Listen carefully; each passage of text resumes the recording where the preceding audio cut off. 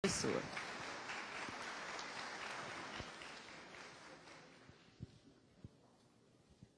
Bom dia a todos, Satisfação em poder estar aqui falando para vocês desse esforço que tem sido a implementação, a execução e todo o processo Enem, Quero agradecer ao Ministério da Educação, Secretaria Executiva Adjunta, por nos convidar e agradecer também a todos pela paciência e a observação do que vou apresentar aqui para vocês. Bom,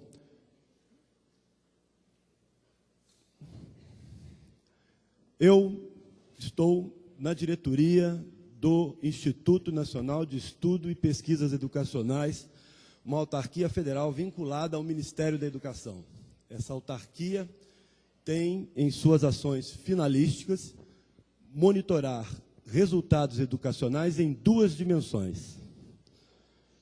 A dimensão da trajetória, vocês já devem ter tido aqui a palestra do professor Moreno sobre o censo escolar, e eu vou me ater na dimensão da aprendizagem, focando nas avaliações ou nos testes que o INEP realiza. Para vocês terem uma ideia, esses são os exames e as avaliações: Enem, Exame Nacional do Ensino Médio, ENSEJA, certificação para educação fundamental; ENAD, avaliação superior; revalidação de diplomas emitidos no exterior; o SAEB, que é o Prova Brasil, que gera, junto com os dados do fluxo, o IDEB; a pré-testagem de itens e o sistema CELP-BRAS, que é a certificação de pessoas estrangeiras em proficiência em língua portuguesa. Para vocês terem ideia, o INEP realiza um universo anual de aproximadamente aplicação de 26,5 milhões de testes. Quando temos a Prova Brasil, que é o caso desse ano, é o que vai acontecer. Quando não temos a Prova Brasil, esse número aqui cai para em torno de 19 milhões de testes. E o nosso foco de discussão aqui será o Enem. Primeiramente, eu queria mostrar para vocês a trajetória da evolução histórica dos números do Enem. O Enem é um exame que começa lá em 1998. No seu primeiro ano de edição, ele teve em torno de 197, quase 200 mil participantes. E aí vocês podem observar no gráfico que ele vem subindo esse número e, ao longo da sua execução, aqui a gente teve, em 2004, um evento marcante. O Enem passa a ser utilizado para processos de concessão de bolsas a estudantes por meio do ProUni.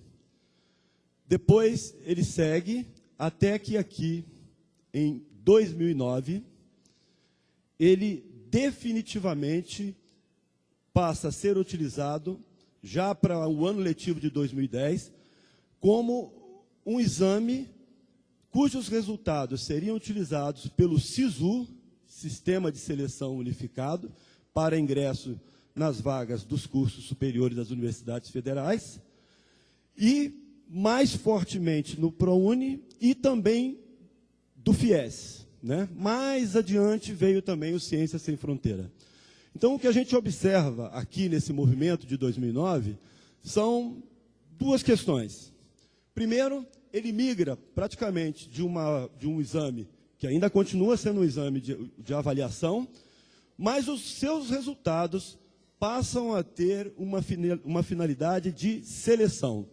Isso significa, em princípio, um exame de pouca coisa em jogo para um exame com muita coisa em jogo, ou seja, com interesse direto dos participantes. Obviamente que se começou a se aproximar do exame, da sua realização, a perspectiva de fraudes, em duas dimensões. Fraude no senso comum, que é muitas vezes, de levar vantagem em torno de uma determinada situação, e o mais crítico, que é o sentido legal da fraude, que é o crime. Nesse particular caso do Enem, nós tivemos em 2009 o conhecido vazamento da prova na gráfica plural. Então, o que a gente tem? Um crescimento a partir de 2009 de 4,1 para 4,6, 5,4 e chegou na última edição agora, em 2014, a 8,7 milhões de participantes. Inscritos foram 9 milhões e 200 mil, confirmados participantes 8,7 milhões, porque nem todo mundo que se inscreve confirma o pagamento.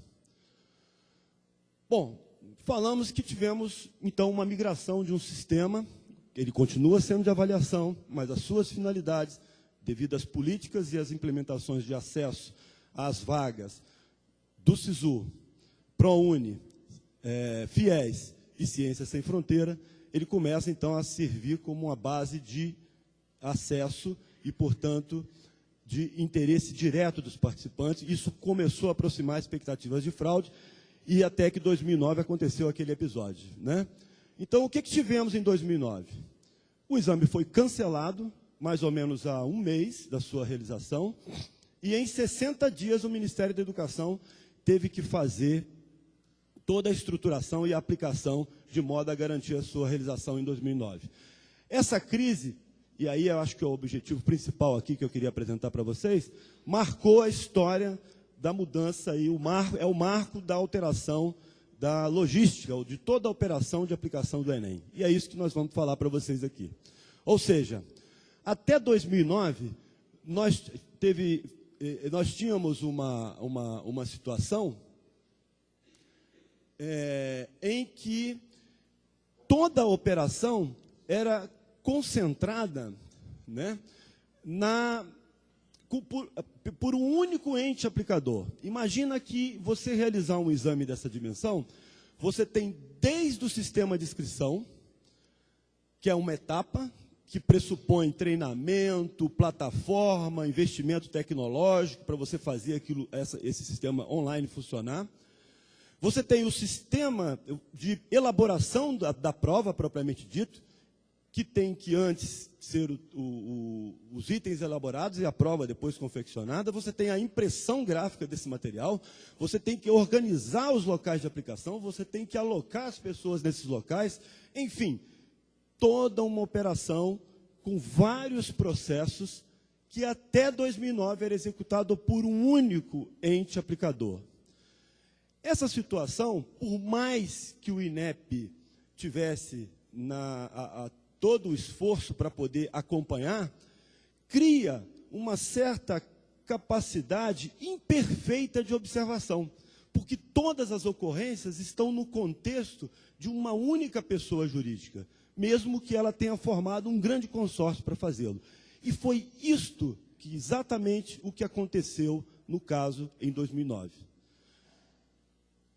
O consórcio aplicador, que ganhou a licitação à época, por um determinado mecanismo de contratação de pessoas para trabalhar no processo de impressão gráfica, permitiu que uma pessoa se infiltrasse nesse grupo de pessoas e extraísse uma prova, e durante um período tentou vender essa prova por um determinado valor, não conseguindo, negociou com a mídia e tornou pública essa prova, e o que veio a levar o exame à situação do seu cancelamento.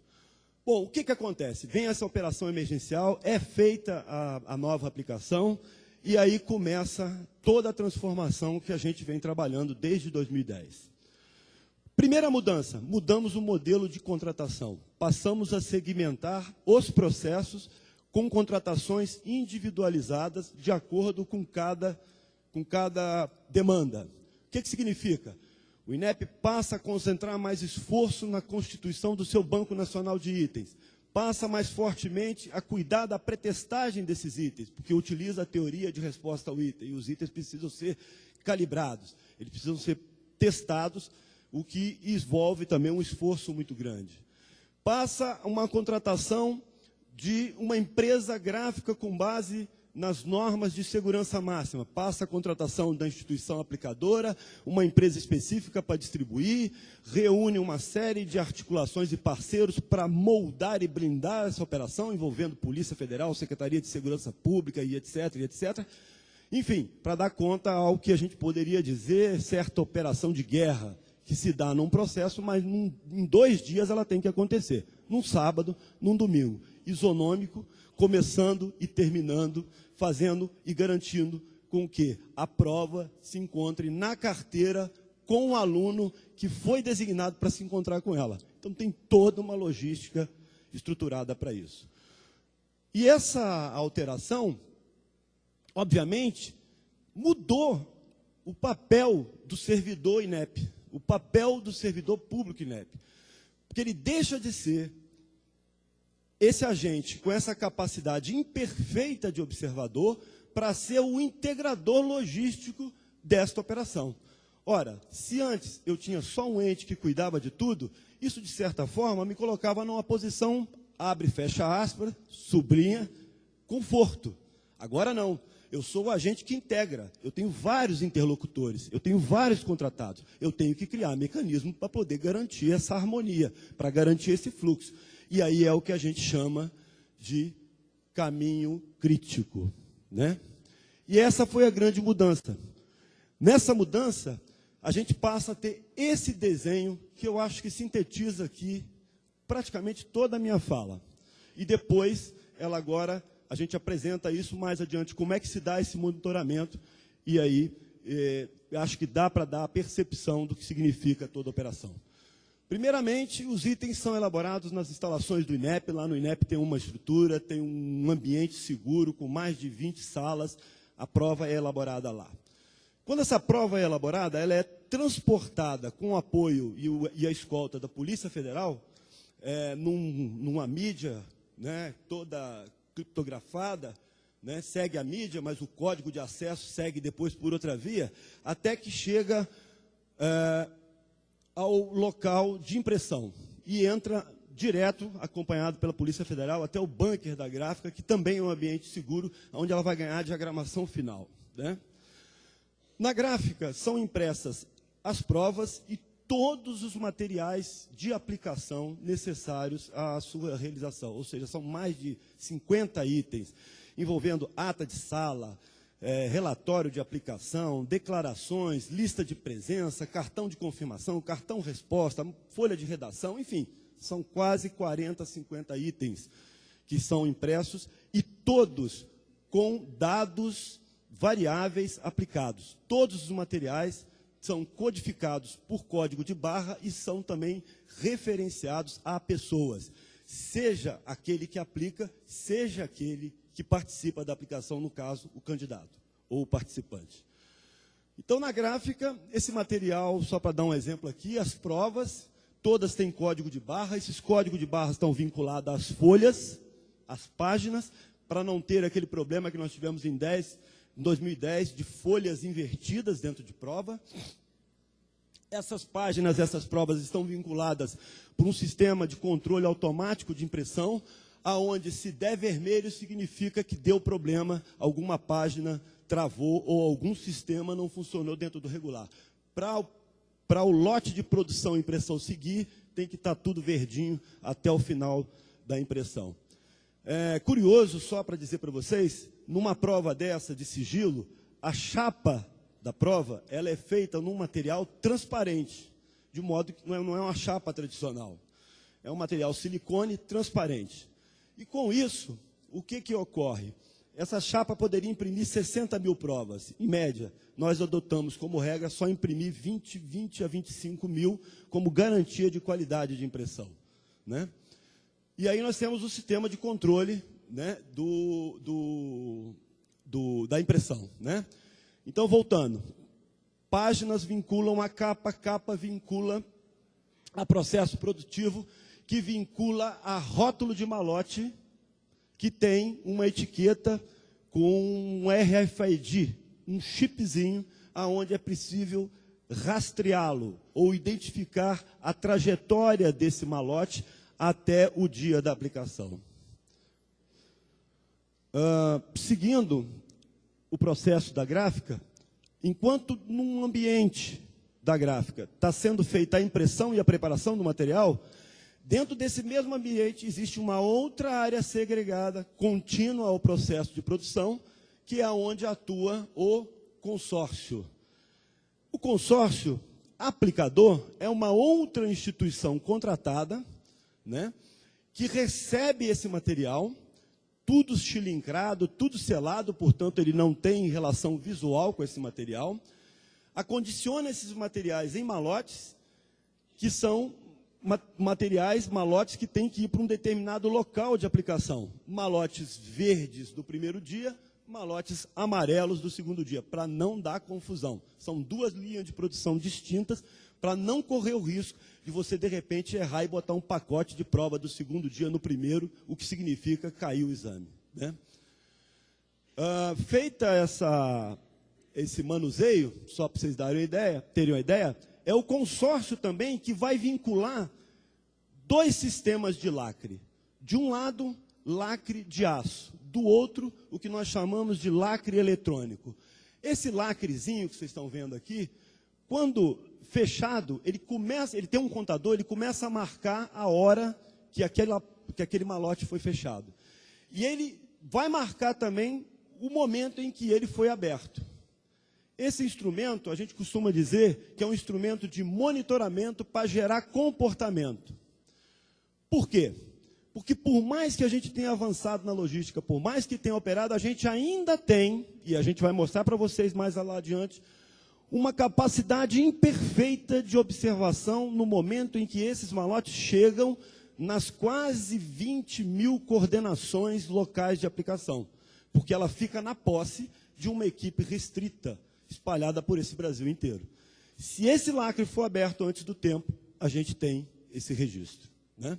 Mas é um mecanismo eletrônico e pode apresentar falhas, né?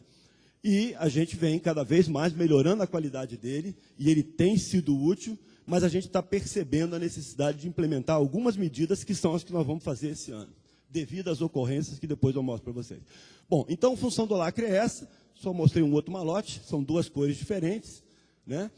Terminada o manuseio, né, lá dentro também da mesma gráfica, contíguo a esse espaço, tem já o espaço do fechamento final do que nós chamamos de CDL, né? Então, só para a gente ter, nós temos a codificação das provas, que se vincula a envelopes de prova, que se vincula a malote, que vão para dentro de CDL, container desmontável leve. É uma caixa mais ou menos desse tamanho, e ali dentro dessa caixa tem tantos malotes, container do primeiro dia, container do segundo dia. E esses containers são organizados segundo rotas de distribuição que o Correio tem, que nós construímos com o Correio, para seguir uma operação dedicada, conforme eu vou mostrar aqui adiante. Quando esse CDL sai da gráfica, todo esse material todas essas informações relacionadas à folha, página, capa de envelope, prova, malote, que estão gravadas no lacre e no rótulo do malote, são registradas por um portal. Então, quando ele passa por aqui, tudo isso é verificado se tudo que está ali é, de fato, para estar ali dentro. Ou seja, está faltando malote? Tem malote que está indo para uma rota que não é para ir? Essa é a função. Por quê? Aqui dentro desse portal, a gente já tem uma base de inteligência dizendo o que pode passar dali para frente como certo. Então, o que foi produzido lá está na base de dados aqui para ser confrontado com isso aqui, tá? Isso é importante registrar para vocês, que não há possibilidade de malote não sair ou sair errado da gráfica. Isso tem que ser condição para que a gente tenha certeza, pontos de controle, caminhos críticos para a gente verificar, se tiver uma ocorrência, aonde é que ela, de fato, se materializou. Feito isso, o que acontece? Esse material sai direto da gráfica, com escolta da polícia, em São Paulo, a gráfica hoje é uma gráfica de São Paulo, e vai para o batalhão do Exército, do que chamamos 4º BIL, 4º Batalhão de Infantaria Leve. Aqui só uma panorâmica desse batalhão, são 2 galpões, é uma área enorme, né, um complexo chamado Raposo Tavares, em São Paulo, e lá eles ficam estrategicamente estocados por um período. Dá para imaginar que para produzir 8,7 milhões de provas, que é vezes 2, significa uma área de quase 60, 70 mil metros para você colocar todos esses contêineres já organizados para sair, segundo uma estratégia. Para onde a gente vai primeiro? Para onde é mais longe e mais complexo. As regiões Nordeste, por exemplo. E aí tudo vai fluindo até que a gente vai fazer nos últimos estados, que são os últimos que vão sair, que é o próprio estado de São Paulo, onde está praticamente toda a base, né? Passando ali um período, esse malote, então, depois segue para mais próximo possível, para o que nós chamamos a última milha da distribuição, que é quando eles começam lá, faltando 15 dias mais ou menos para o exame, a ser descentralizado para outras 72 unidades militares no Brasil inteiro, que todas têm um padrão de armazenamento definido pelo INEP, em termos de cooperação com o Ministério da Defesa, né? Faltando 2 dias, 3 dias para o exame, basicamente 2 dias para o exame, a gente faz a última definitiva milha, né? Que é já concentrar os CDLs na última rota, que é o que nós chamamos um raio de 100 quilômetros, onde cada rota dessa tem que cumprir mais ou menos 5 a 6 locais para poder executar as entregas numa janela, que vai de 7 da manhã até as 11 horas, para que o portão possa ser aberto ao meio-dia, todo o material está já organizado para aplicação, para começar 1h e terminar primeiro dia, 5 horas, segundo dia, 5h30 da tarde.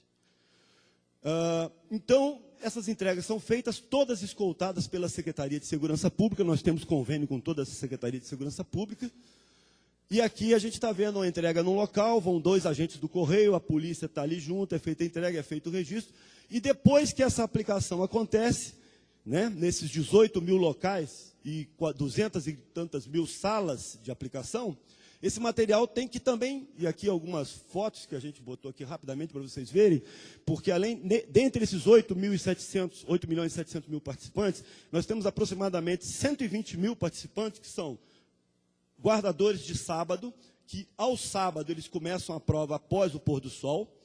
Nós temos atendimentos específicos e atendimentos especializados. Nós temos gestantes, lactante, idoso, acompanhante tem que ir para cuidar da criança, nós temos pessoas portadoras, né? Pessoas que nós temos um atendimento especial, como cadeirantes, amputados, disléxicos, cego, enfim, são várias situações, para cada uma das situações diferentes de aplicação, né? Segundo as regras que nós temos na logística organizada, né? Feito isso, esse material, então, depois da aplicação é recolhido, e aí eles têm que retornar o que é para a aplicadora que forma o consórcio, no caso o CESP aqui em Brasília, e para o Rio de Janeiro, que é a Cisgran Rio. E esse material, então, é processado até que o INEP divulga o resultado. E, ao divulgar o resultado, o INEP faz um boletim que avalia e apresenta o performance no campo da redação, que é a prova discursiva, e o performance do aluno no campo das provas objetivas. É mais ou menos isso que é apresentado. Aqui só para vocês verem os números gerais que nós temos. Inscritos nós tivemos 8,7 milhões, né, 97 especial e 94 específico. Então, só para corrigir, 190 mil pessoas nesses dois sentidos, né? Nós temos ali as ofertas, como eu falei, são vagas do FIES, enfim. São produzidos, então, em torno de 42 milhões de kits, né, administrativo, e 8 milhões e 700 cartões de confirmação e 19 milhões e 300 mil provas. Por quê? Nós temos a prova do primeiro dia e segundo dia. Temos as provas em braille, temos a prova ampliada, a prova ledor, temos, enfim, vários tipos de prova de acordo com algumas necessidades de alguns inscritos, né? Os números da logística, nós aplicamos no passado em 1.752 municípios, 17 mil locais, 242 mil salas, 13.750 rotas de distribuição, foram 74 mil malotes e 326 mil quilômetros de percurso percorrido desde a distribuição até o dia da aplicação. São aproximadamente 842 mil pessoas envolvidas na aplicação, né? A nossa banca de corretores hoje é em torno de 14 mil corretores, né? O armazenamento, como eu falei, se dá estrategicamente, a segurança são aproximadamente 40 mil agentes de segurança envolvidos, né? Bom, para cuidar de toda essa logística, praticamente aqui finalizando, o que eu gostaria de mostrar para vocês é esse modelo de gestão de risco do INEP. Ele começa, que foi a alteração pela qual o INEP teve que passar ao longo desses anos. Ele começa com um mapeamento do processo. O que significa isso? Significa você identificar a trajetória do seu negócio, identificar a cadeia causal de cada uma dessas etapas, de modo a chegar a pontos críticos e, a partir desses pontos críticos, tentar vaciná-los, né? Sabendo que alguns deles vão ocorrer e podem ocorrer, que aí, no caso, é você ter planos de contingências, né? Então, identificado um ponto crítico, né, a gente faz o que nós chamamos aqui um checklist desse ponto. Então, de maneira que hoje, se qualquer cidadão brasileiro quiser saber quem foi a pessoa que deu a autorização para tal e tal procedimento, né, guardadas as devidas questões de sigilo e segurança, eu estou falando aí até de requisição judicial, etc., a gente tem condição de saber qual foi a atividade, que dia que ela ocorreu, e aqui por trás desse checklist, que eu não estou expondo, né, você tem quem fez, qual foi o imediato dele que autorizou, e por último, quem é que homologou ou ratificou esse ato. Isso nós chamamos de painel de qualificação dos pontos de atenção. Todas essas informações vão para um painel, e nesse painel elas são monitoradas. Eu pediria só a Vanderlei para coloca para mim como é que eu faço para acessar ali. Eu queria mostrar esse painel, eu acho que a gente vai conseguir botar ao ar, e esse painel é bastante interessante porque a gente tem todas as etapas da operação visualizada. Isso aqui nós estamos na internet, não estamos, né? Então nós temos aqui, ó, desde a inscrição, desde quando começa a inscrição, clicando aqui, abre toda essa informação. Então, a gente tem informação sobre o tempo real, como é que estão as inscrições, como é que estão sendo participados por unidade federada, por tipo, por necessidade, por demanda, por recurso. Isso tudo a gente já vai começando a trabalhar a logística desde a inscrição. O outro, não sei se dá para clicar aqui, não sei se está... Dá? Aqui, ó. Aqui. Aí, aqui, ó, a gente já tem todas aquelas etapas da logística, ó. A gente sabe, por exemplo, tempo real, como é que estão sendo feitas o planejamento, como é que está a estruturação da aplicação, o que já foi agendado de local, o que já foi produzido, enfim. Clica nesse aqui, operação. Então, a gente tem, ó, a produção gráfica, como é que está, enfim. Tá? Pode fechar aí, volta na apresentação, por favor.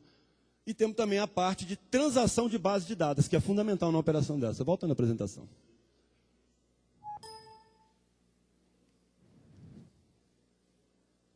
Acho que se der essa que sai, né?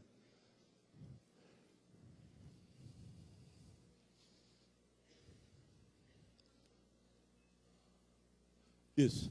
Aí avança aí um pouquinho. Deixa que eu avance aqui, pode deixar. Pedir aí para... Então, nós temos uma sala de monitoramento que cuida a partir desse painel, desse monitoramento todo. E no dia da aplicação, nós utilizamos o centro, né, integrado de comando e controle, que é o centro que vem sendo utilizado desde a Copa das Confederações, e nós trabalhamos integrados com ele. Aqui eu vou mostrar para vocês algumas ocorrências que nós tivemos. Só para vocês terem uma ideia, no dia da aplicação nós tivemos em torno de 1.200.000 identificações de ocorrências, seja por Facebook, Instagram ou Twitter, né? Aqui um que chamou muito a atenção e que despertou muito durante a aplicação, próxima aplicação, uma participante colocou esse cartão em cima de uma prova de um ano anterior para tentar induzir a uma eliminação. Embora ela estivesse na sala, isso aqui estava correndo na casa dela. Se nós a eliminássemos e ela comprovasse que ela estava em sala e não em... Né? Enfim, veja que está tudo simulando aqui como se fosse. Essa carteira de identidade nem é dela, entendeu? Mas por aqui a gente conseguiu identificá-la. E a gente quase eliminou. E quase caímos na pegadinha. E aí a gente, por um detalhe que tem nessa prova, que não interessa aqui a gente explicar, a gente identificou que não era a prova. Outro aspecto que eu queria mostrar para vocês é que um pouco antes, 3 horas antes do exame, foi divulgado esse tema, Voltando, racismo no futebol era um tema que estava recorrente, tudo poderia indicar que esse seria o tema. Isso criou uma instabilidade, que nós mesmos da operação não sabemos o que tem no conteúdo da prova, né? E aí a gente tem todo um procedimento para se certificar disso. Superamos essa etapa, e daí a gente teve aquela etapa que aconteceu lá próximo de começar a aplicação, um menino conseguiu, por WhatsApp, que é a ferramenta que está nos causando maior preocupação esse ano, né, e tem nos causado, que é o WhatsApp, porque ele circula em rede, é uma rede fechada, a gente não tem acesso a essa base e é muito difícil de ser monitorado, mas a gente tem vacina para isso e já está investindo nesse trabalho. E aqui, isso aqui nos assustou muito, esse material aqui, ó. Essa imagem eu recebi 2 horas da manhã no centro, né, lá do Centro de Comando e Controle. Era uma imagem de uma prova que ia começar às 11 horas daquele mesmo sábado, que mostrava quase que com toda a nitidez que era a prova que ia ser aplicada. Com isso, a gente ficou de 3 horas da manhã até conseguir acessar a prova no ambiente e se certificar por um detalhe, que não vem ao caso eu falar aqui, e saber que essa não era a prova que de fato ia ser aplicada. Para vocês terem uma ideia, a gente já sabia disso desde 3 horas da manhã. Isso só começou a repercutir na mídia lá por volta de 9 horas da manhã. E aí a gente já estava, nesse caso, muito tranquilo, porque tinha total segurança, né? Aqui teve um menino que durante, não botei o vídeo aqui, mas ele fez um estardalhaço, utilizando, divulgando a prova, só que ele estava no final da prova, e ele passava isso como se fosse no início. A gente conseguiu rastrear lá naquele centro e eliminá-lo. Independente disso, foram mais de 100 pessoas eliminadas, foram mais de 1000 pessoas eliminadas por detecção de metal, né? Enfim, o que eu posso dizer para vocês, a gente se sente muito honrado nesse ano que passou de ter sido agraciado com o Prêmio Inovação ENAP, né? Modelo de gestão. Esse prêmio não é do INEP, mas sim de todos esses parceiros, sobretudo a Secretaria de Segurança Pública, o Instituto Nacional de Metrologia, o INMET, Meteorologia também, que está com a gente, a Polícia Federal e a Polícia Rodoviária Federal, o SEAD, o INMET, o DNT, Serviço. Nós temos toda uma articulação com os desastres naturais, com a Defesa Civil para o dia da aplicação. Nós temos articulação com o DENIT para cuidar das estradas. Só para vocês terem uma ideia, normalmente final de semana é o dia melhor para se fazer manutenção em estradas, e nós pedimos ao DENIT e ele nos atende para que eu altere essas datas. Nós temos articulação com parques e jardins. Para vocês terem uma ideia, em várias ocasiões, os parques e jardins utilizam o final de semana, às vezes, para poder fazer poda de árvore. Ela cai na árvore, corta a energia, e eu fico no local, às vezes com 5, 6 mil pessoas, tendo que fazer uma contingência para ela. Então, é uma logística muito arrojada, muito complexa. A gente está nesse trabalho já há 10 anos e a gente se sente muito honrado de poder ter sido recebido e agraciado com essa premiação da ENAP. Obrigado pela paciência de vocês e pela atenção. Estou à disposição, caso tenha alguma pergunta.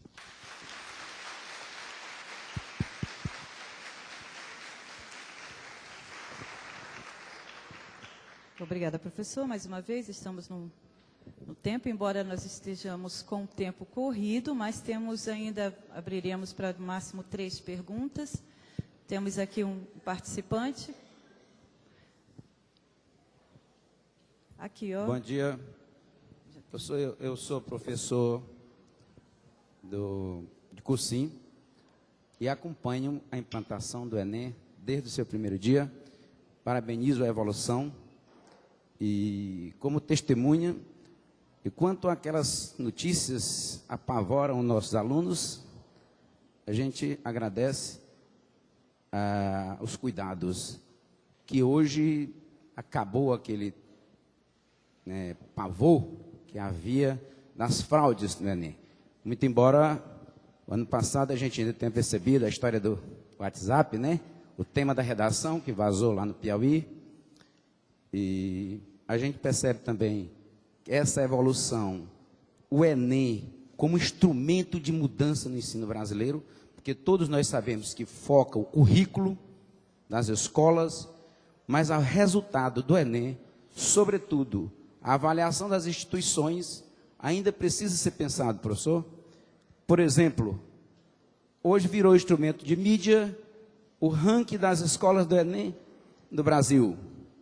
E as escolas estão fraudando os resultados, fraudando entre aspas, criando falsos inscrições no Enem para aparecer bem no ranking. Acho que isso cria na população uma falsa mídia, quando uma escola que tem 3.000 alunos, coloca inscrito 200, 100, e claro, esses 100 alunos vão lhe ranquear como as melhores. A gente precisa pensar nessa apresentação dos resultados do ranqueamento do Enem. Penso que até aí o processo está muito bem. Então, muito de parabéns para vocês meio com a organização do Enem. Muito obrigado. Respondo? Pode. Bem rápido. O senhor coloca o ponto. O senhor coloca o ponto da questão. Enem não pode ser caso de logística. Enem é um exame de avaliação. Logística é meio. Tem a sua inteligência, tem a sua qualificação, tudo que já foi feito e os servidores do INEP estão fazendo com muito e com vários outros colaboradores. Mas o ponto é a avaliação. Eu posso lhe tranquilizar que essas questões estão sendo muito bem trabalhadas já para os resultados do Enem do ano passado, nessa perspectiva que o senhor coloca, que é o Enem por escola.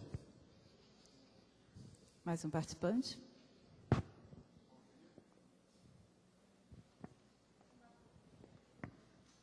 Oi. Bom dia, meu nome é Washington, eu sou professor do SENAC aqui no Distrito Federal.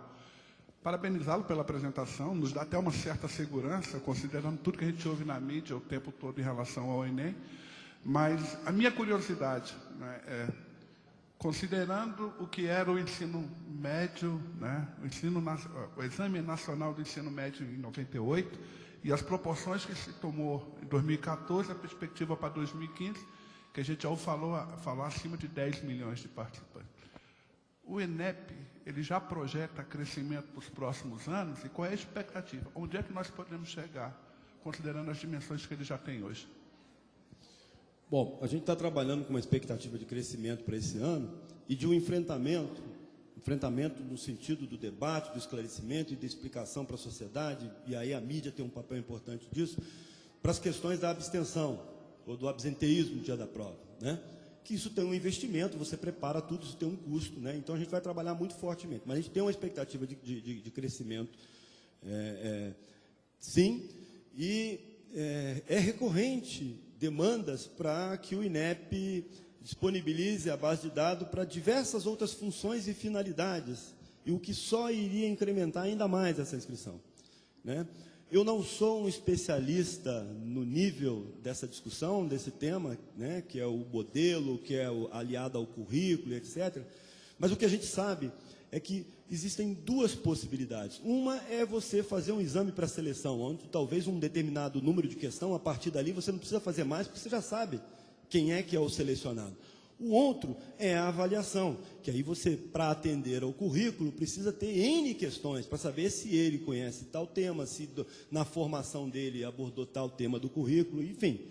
Então, a prova ela tem uma dimensão, né?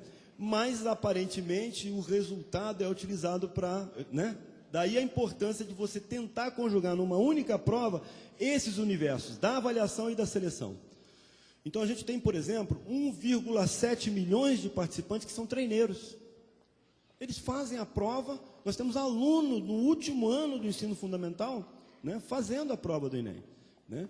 E, enfim, então a gente tem várias situações. Virou uma febre fazer o Enem. Nós temos 4,6 milhões de pessoas que já concluíram o ensino médio, ou estão tentando, ou porque às vezes já tentou um curso superior. Então tem uma série de tratativas nessa base que a gente está cuidando para trazer aí, eu acho que é a preocupação do senhor, trazer esses números para uma realidade. Olha, do que nós estamos falando? Nós estamos avaliando o ensino médio, né? E aí tem toda uma discussão que está sendo trabalhada com os profissionais. Eu gostaria muito que o professor Chico pudesse estar aqui, o professor Chico Soares, que é o nosso presidente, porque ele falaria isso com maestria. Não é o meu caso, nem a qualificação e competência. Pronto? Bom, nós tínhamos aberto um espaço para 3 perguntas. Então, tem um participante ali que disse que já foi contemplado com a resposta do professor. Sendo assim, então, encerramos aqui ou temos mais uma única pergunta?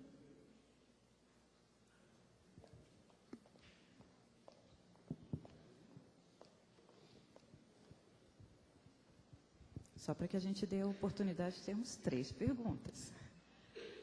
A gente, como estudante, viu isso muito na prática dessa evolução dos mecanismos do Enem. A gente é de gestão pública, fomos de um curso que foi 3 vezes o mais concorrido do SISU nacionalmente, que foi até um prestígio bem grande para a gente. E é mais para parabenizar mesmo, porque a gente vê muito a mesclagem dentro de sala de aula dos estudantes. Que antes a gente via a cara, uma coisa muito uniforme assim, de estudantes dentro de sala de aula antes do Enem. Agora a gente estuda com pessoas que trabalham, com pessoas que têm netos, e é uma coisa assim bem curiosa. Nossa faculdade ela tem um sistema de cotas bastante importante para a formação do curso. E o Enem ele é o fator responsável por isso. A gente tem pessoas de outros estados aqui que estudam com a gente. E é só para parabenizar pela evolução disso tudo que a gente vem percebendo. A gente tinha realmente um receio de fazer a prova do Enem antes ver o que aconteceu em 2009. Mas, por exemplo, ano passado, assim, a prova foi quase que perfeita. Então, é só um elogio mesmo. Como o principal foco do programa. Obrigado a todos vocês. Um abraço. Agradecemos as intervenções, professor Wagner.